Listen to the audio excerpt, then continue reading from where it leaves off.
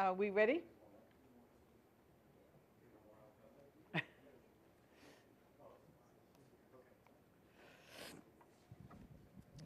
Hi.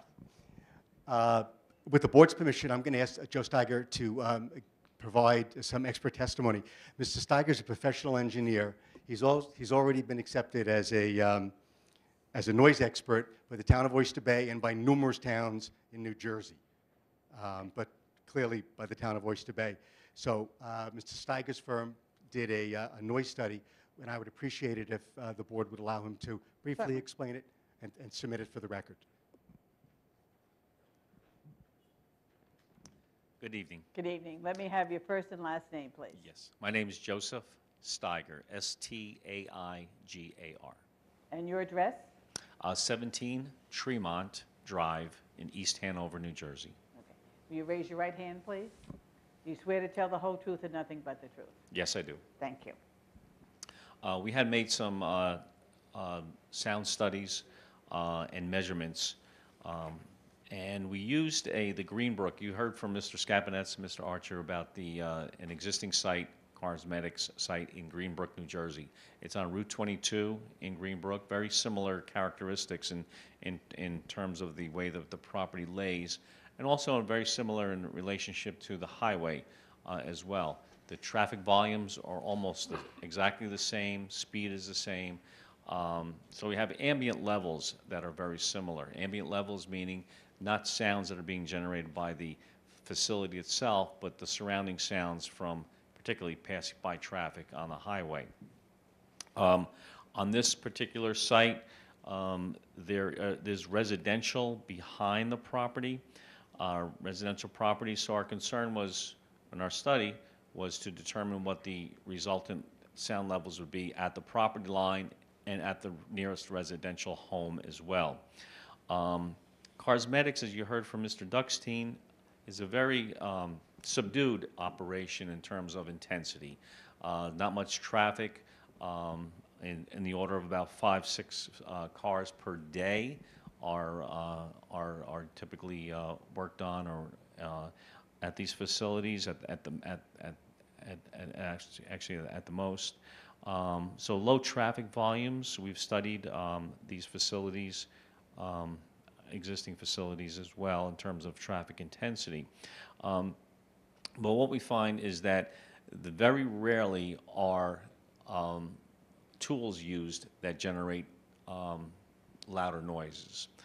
We did go to the Greenbrook site and we replicated the use of those tools to make sound measurements.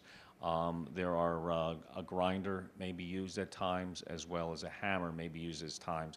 And when I say use at times, very infrequently, maybe only a few times a month on these cars. The cars where the actual use of those tools will be towards the front of the building itself. Very rarely will these tools be used at all towards the back of the building itself. We went out and we made measurements of those tools in use at various distances. When we project the sound levels to the property line, the residential property line in the back, what we find is that the sound levels will be 38 to 49 decibels. Now, decibel is a sound measurement. To give you a relationship of what that means, a 38 decibel level is in the order of a quiet library. A 49 decibel level is in the is what you typically find in an average home in the house, maybe with the TV on, a radio on at a relatively low level. So these are relatively low readings in sound. Now, what we did also find is that the ambient levels are actually in the same range as well, or higher. So the sound from the roadway is actually higher at the residential property line. The rear property line are actually higher than what would be emanating outside of this building. So in terms of sound levels, we are at acceptable levels of sound. And certainly what we've also find is that the road traffic volumes on Route 347 will be generating higher volumes than the sounds that be emanating from this building as well.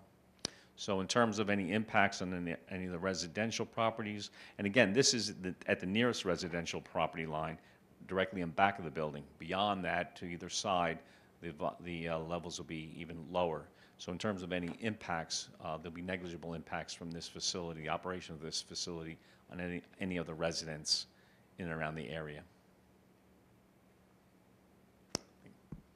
Thank you. Okay. What's the distance that you measured from the rear of the Greenberg facility to the property line? Oh, in Green, and Greenbrook was, what we did in Greenbrook, we made measurements. Oh, actually, Greenbrook was closer, but we made measurements. It didn't matter what the distance was, so to speak. What the concern was how, at a specific distance, say if you're working with a hammer or the grinder, and what we found, we went 70 feet away, we measured the decibel levels at that point. And then we used that relationship to the Smithtown site to determine what the levels would be at the property line. Sound dissipates 6 decibels for every doubling of distance. So if I'm making measurements and I'm pretty close to about 70 feet away, and you're making the noise and I'm measuring it, and I'm getting 50 decibels, if I go back another 140 feet, then I will be reading 44 decibels. And then if I go another 280 feet, then I'll hear 6 decibels less than that as well. So there is a dissipation from sound. The depth of the Greenbrook site, it's a little bit deeper. It's about 300 feet from the highway to the nearest residential, and here we're at 280 feet from the highway to the nearest residential. Okay, thank you. You're welcome.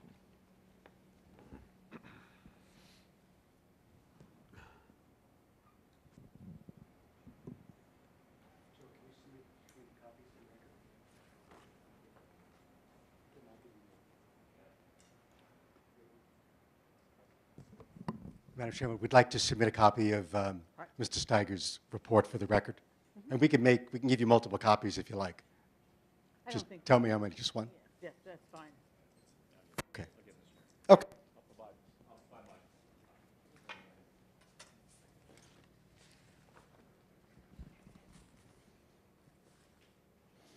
Okay, I'm going to try and sum up because I know it's getting late.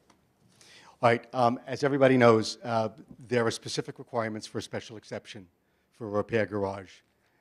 It's under section 32282 of the Smithtown Town Code. And I believe Allison and I agree that if you look at the site plan, the provisions of the special exception requirements for the repair garage are complied with other than 2. And one is a result, both are really as a result of existing site conditions. One is that the FAR is 28%, 0.28 instead of 25%, which is allowed. And the second is that the rear of the building doesn't have a 50-foot landscaped buffer, but it does have depth, as Mr. Steiger has indicated, to the closest house behind it, and there won't be any noise impact upon that property. So in that respect, the requirements of the repair garage, except for those minor existing conditions, they're really existing conditions, are met. With respect to the variances that are requested, based upon the scope of the work that Mr. Duckstein has described, we don't believe that there'd be any, considering the uses along 347, including the fact that there is an existing body shop a little bit further to the west. There's a tire repair facility, 2 properties or 3 properties to the west of that.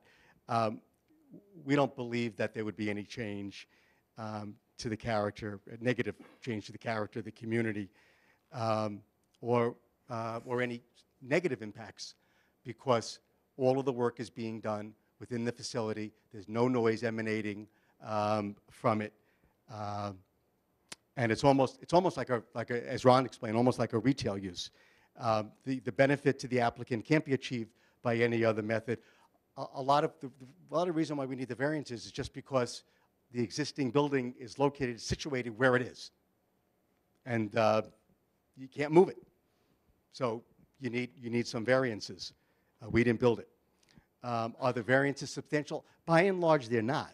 By and large, as you can see, the variances that are needed are rather de minimis. There may be 3 or 4 of them, but they're still rather de minimis. The parking variance, which nobody spoke about, I think can almost be deduced based upon the testimony that Mr. Duckstein gave, and that is the most that number of cars or visitors that come to the site in any given day are about 10. Actually, the most number of cars that are repaired are 10, and there's about 6 employees. So with the number of parking stalls that are provided, I believe everybody believes that is adequate. So we don't believe that the requested variances are substantial. And as I indicated, we don't think they'll have any adverse impact on the physical or environmental conditions of the neighborhood. And as Mr. Duckstein indicated, there's really nothing hazardous coming from the site. The spray booth catches virtually everything before it hits the air. And whatever needs to be recycled is recycled. I think from a traffic perspective, as Mr. Steiger indicated, there really isn't any traffic issue because there are so few cars that come to the site on a given day. The need for the variances and for the relief that we're requesting isn't self-created. The building is the building.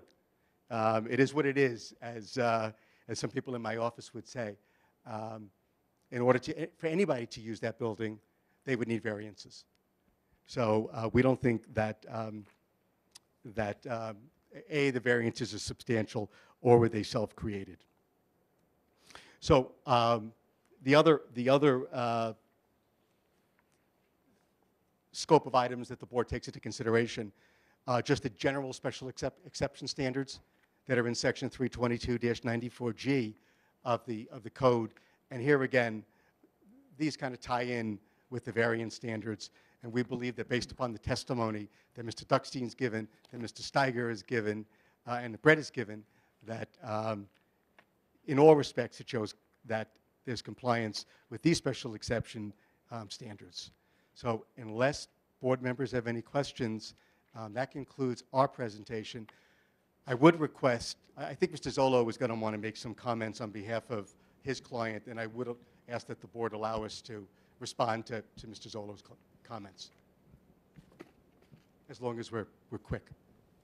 Are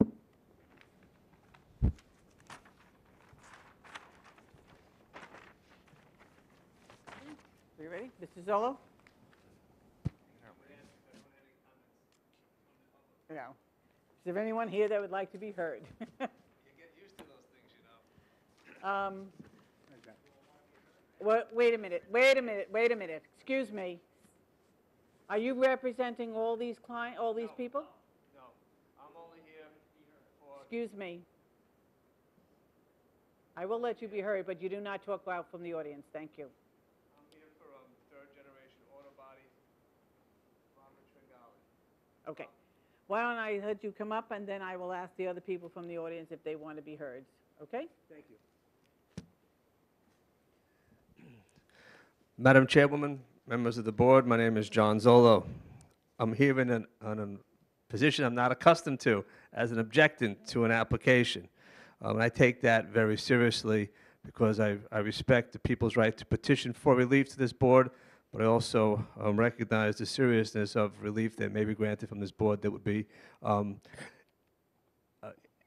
inappropriate. I am general counsel for LIABRA, which is the Long Island Automobile Body Repair Association, and that's how I came to represent Mr. Tringali and Third Generation Auto. They're located on Nesconset Highway. I'm going to endeavor to be brief. I would like to do one thing first, is that I did see the Planning Advisory Report, and just for purposes of record keeping, I'm going to ask that this be marked in evidence to the planning, for the board. Right. You realize that this is just an advisory.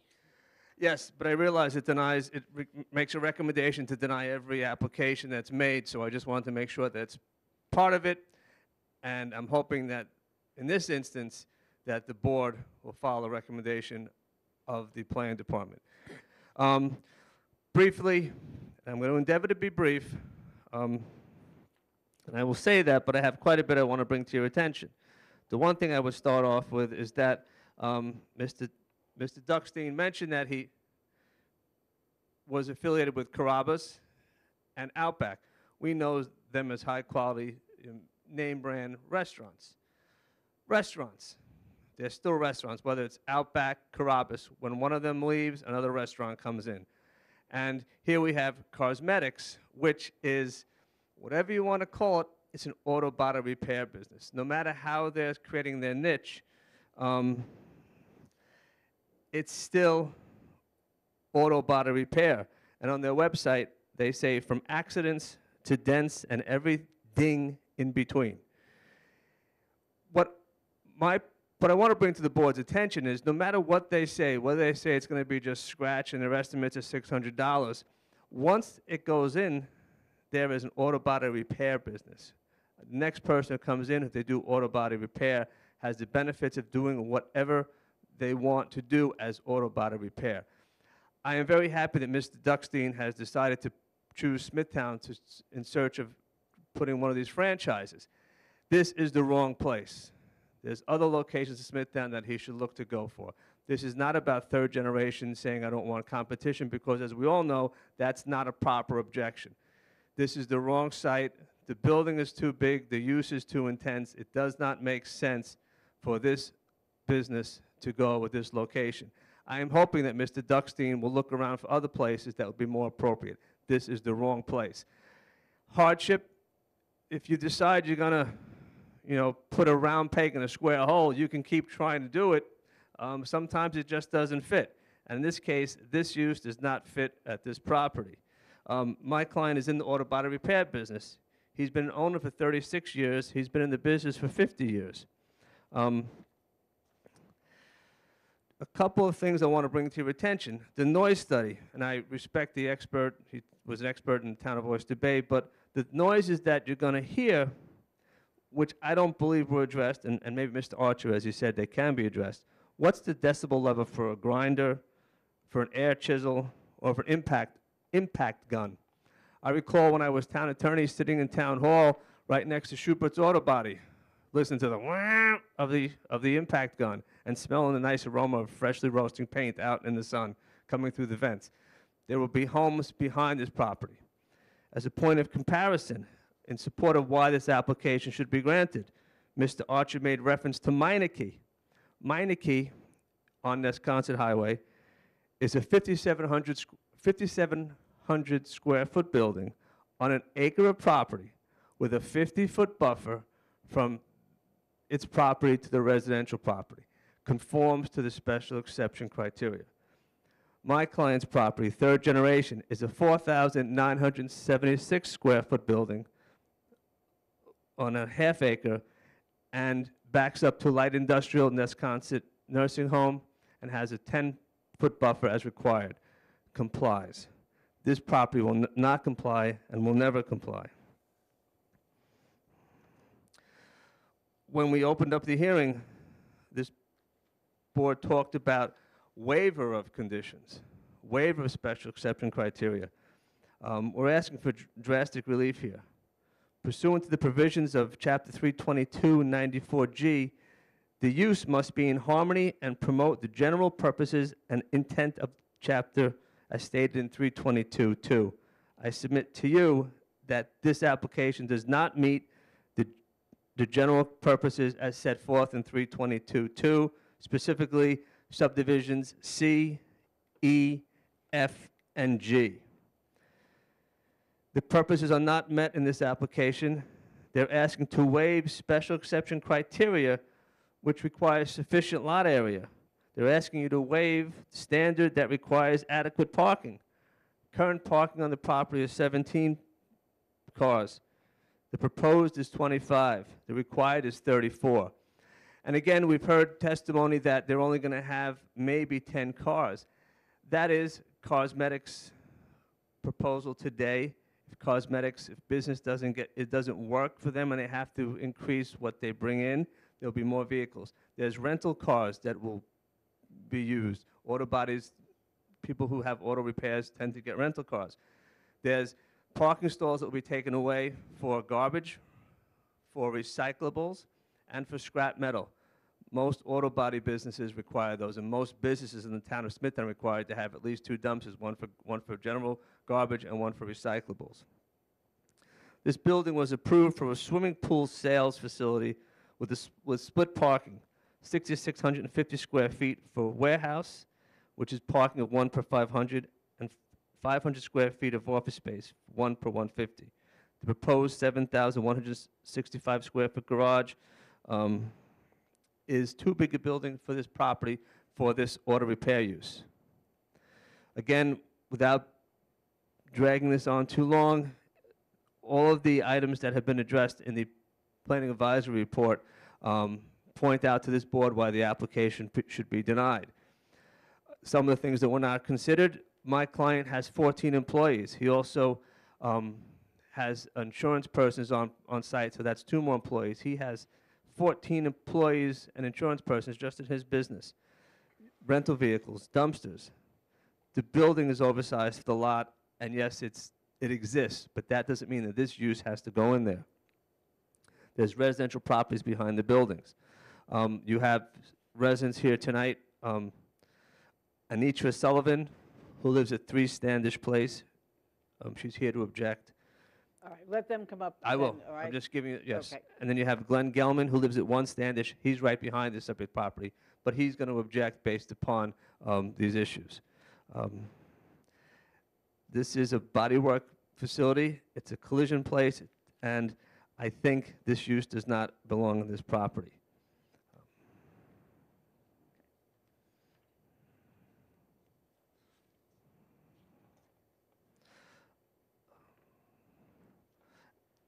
And again, when the board's looking at this and rendering a decision on this case, this is not about the application that's before you and the promises that will be made and hopefully kept.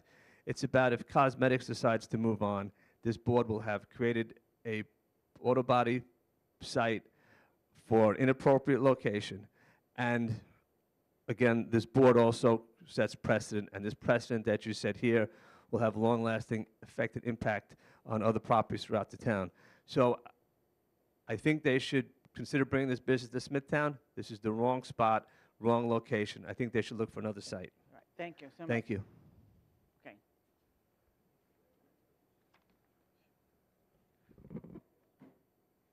Okay, for the people who would like to speak, would you come up and sit in the front, and then I'll ask each person to come up if they'd like to. Okay.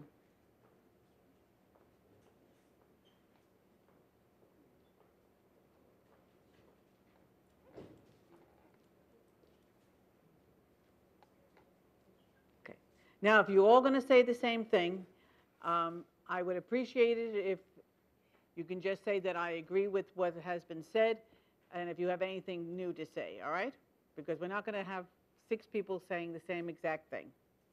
First of all, it won't help the record, all right? Would you like to be first? No?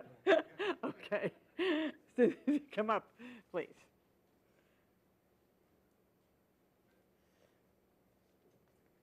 Let me have your name, and I want you to spell your name. Good evening. My name is Robert Tringali, Tringali. Okay. And spell and your address, please. 18 Carroll Court in Calverton, New York, 11933. Okay. Raise your right hand. You swear to tell the whole truth and nothing but the truth. I do.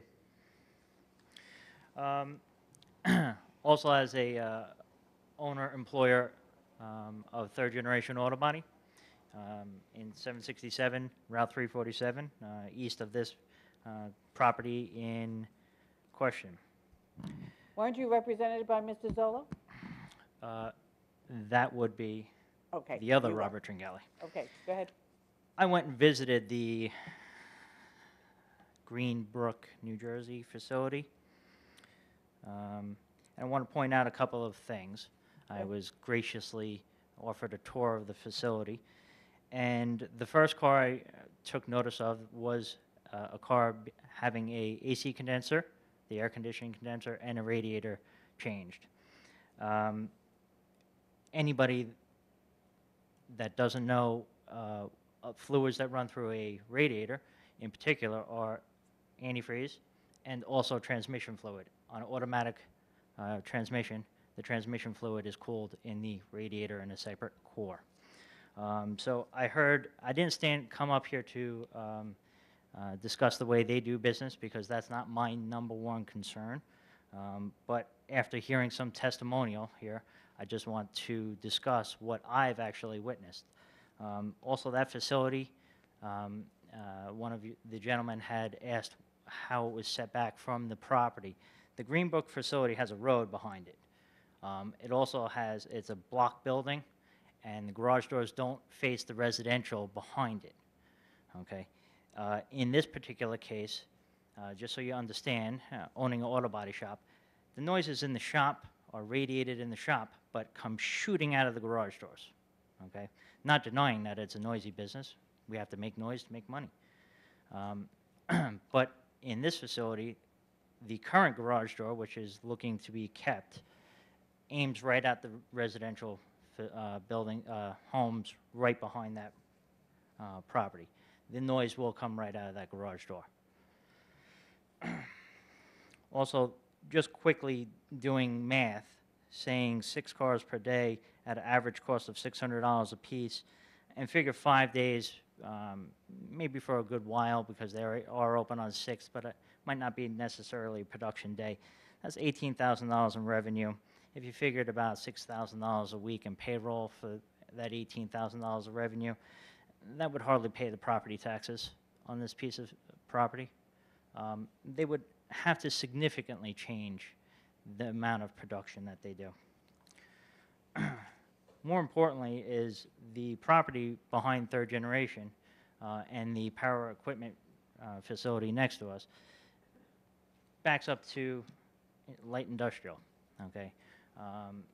Not residential. I think that's something that's important, should be looked into. Not only if this zoning was granted, could this become a auto body shop that does work in a different fashion in the future, it could become any automotive facility. Okay, once it's granted the use of a green sign, a DMV green sign, that could become a Jiffy Lube or a Pep Boys or something like that without change of use. The change of use that they're looking for, also on the front lot, I think conflicts with the state's future widening the highway, because I believe they want to knock that setback down to 13 feet, and if I recall, the state wants 14 feet. So that would leave no buffer on the highway whatsoever. So let's see if I had any other notes here. Also, Mr. Duckstein pointed out that he was involved in certain business ventures and that they were sold, most likely for profit. Who's to say that this facility isn't built for profit, run, and everybody should run their business to be profitable, but then sold off to another facility that is going to change that particular use or their particular motto of doing business. And I think that's the most important thing, knowing that this, once it's granted, could change ownership at any point in time, and then the facility would be used in a fashion that is not necessarily designed the way they want to do that. I don't have any other Thank you. statements. Thank you. Okay. Next, please.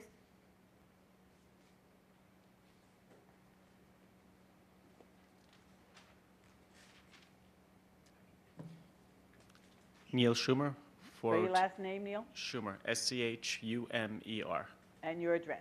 402 Gibbs Pond Road, Wisconsin. Okay. Raise your right hand, please. Do you swear to tell the whole truth and nothing but the truth? Yes. Okay. I own Elegant Eating, which is 739 Smithtown Bypass, right next door.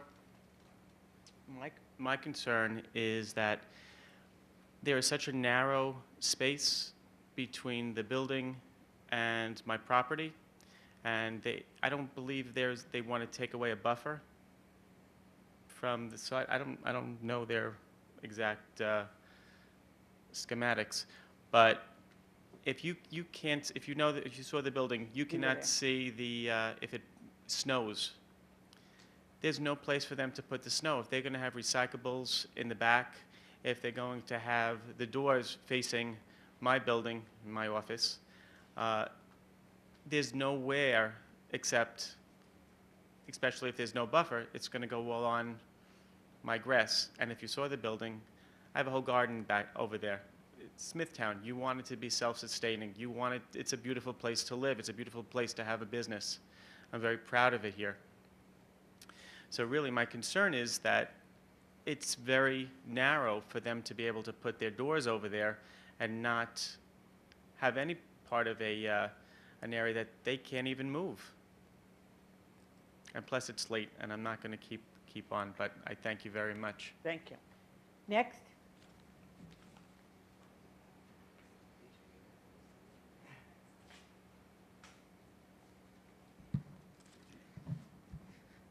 Hi, Your name? Glenn Gelman, Spell your last name Gelman, and your address, Glenn. 1 Standish Place, Smithtown, New York. All right, raise your right hand, please. Do you swear to tell the whole truth and nothing but the truth? I do. Thank you. Okay. Throughout this whole night, we've been talking about the location of 737, which, and the property behind it, which happens to be my property. I've been living at that location with my wife for 11 years. We have 3 children, all attend Smithtown School District, small kids, and listening to what has been proposed to come into this location obviously concerns us. When you're looking at a body shop which has, which does paint, which does body work, and everything that has been said already, that is a great concern to the neighborhood. That's a great concern to the environment. The last thing that I want is for my 3 kids to, God forbid, get sick because of things that might be going on, you know, with paint and hazards and things like that. So, you know, that's one thing that I wanted to bring up. Another thing that I wanted to bring up is these sound tests that have been done. I think was mentioned that it was about 300 feet away from the property. Well, and I have pictures here, but our property is probably, and I try to measure it today, about 20 feet, my property line to their property line. So it's a lot closer than what has been stated here. And one of the businesses that was at this location, which I don't know if it was legal, illegal, they're no longer there now, was a recording studio a few years back. They had this recording studio with this garage door open that opens towards our backyard. And any of closed, you know, basically what they would do is they would have this garage door closed at all times and still have this music blasting. It didn't matter insulation or not, our windows closed, you still felt the shaking of this music. And I am afraid that, you know, with insulation, with not insulation, that you're going to still hear all of these noises from this location. Okay. So, All right. thank you. I'm hungry. I'm Thank sure you. you are. Yeah. Thanks. All right, anyone else? Very quickly, please. My name's Anitra Sullivan. Spell and your last name. Sullivan, Your address. 3 Standish Place, Smithtown. Raise your right hand, please. Do you swear to tell the whole truth and nothing but the truth? I do. I've lived in this house for 30 years, and I've seen 347 grow and the businesses grow that are there. And yes, there is a lot of noise on 347, but 347 also has its quiet times. But what I find is that some of the businesses down there, you know, they want to maybe catch up on things, or maybe they're down there doing work when during not necessarily their business hours. So I am concerned about the noise. I'm concerned about the garbage dumpsters. I hear them every morning at 5 a.m. And with the recyclable waste, there is going to be even more things being taken out of there. So I think that there's, you know, that's going to create more noise. There's also going to be more car traffic. That's going to be more noise from the cars and the revving of the engines. And I think that pretty much covers what hasn't been covered. Very quickly. So obviously, I'm opposed to the expansion of it, and, you know, I don't mind, I can see a business being back there, but I'd like it to be something a little bit more low-key. Okay. All right, very quickly.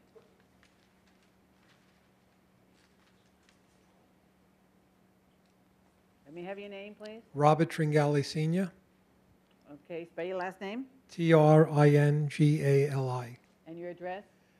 number 10 Golf Club Road, Nessaquogue. Okay. Raise your right hand. You swear to tell the whole truth and nothing but the truth. I do. I'm not going to add too much more. On the snow plowing in the back yard, they have retaining walls that are about 3 foot tall. You cannot move the snow. You have to remove it or push it up to this, to the retaining wall. You're going to lose parking space. And down the east side is a zero line parking area, or not paved area. So all of that snow is going to be pushed onto a neighbor's, that's existing. Now, when I built my building, we had to have a 6-foot setback.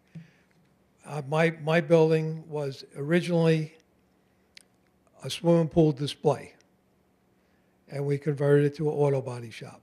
Now, when I applied for a new use, I had to bring everything back to code. There was a setback. They said move the curb move the curb a foot. So it was 3 foot to 4 foot. At that time, that was the use. So I had to break up what was existing there, and I had to bring everything back to code. From my septic to all the sewer, everything had to be put back. Now, this is the same use. This is going from a swimming pool to an auto body shop. Everything, when this building was built, there was a lot of exceptions originally, and now that's all being overlooked, and now there's more exceptions that people, you know, that they're asking for. The building is way too big for the property. I looked at it to buy it years ago, and I knew it wouldn't work. Okay, Thank you so much. All right, Mr. Archer, I will give you about 3 minutes. That's all I need. Good. Thank you. Thank you. Thank you. I have the utmost of respect for Mr. Zollo and for his clients, but I just don't understand how one can say that it's the wrong location. But in any event, I'm not gonna stay there. When Mr. Duckstein got up before the board, he said that, look, this is the model that cosmetics has, and this is the model that we're going to use. We're willing to put, as the saying goes, our money where our mouth is. We're a tenant, but we're willing to give the town and the community, right, our neighbors, whatever protections the board deems reasonable with respect to noise, that will keep the door down except when cars are coming in and out, that it'll only be used for the uses that cosmetics, the uses that we talked about. I'm not playing games with words, right? It's not going to morph into this huge auto body shop. That's not what we're here for. We're here for a cosmetic facility. We knew that you don't come for anything more than that. I understand that.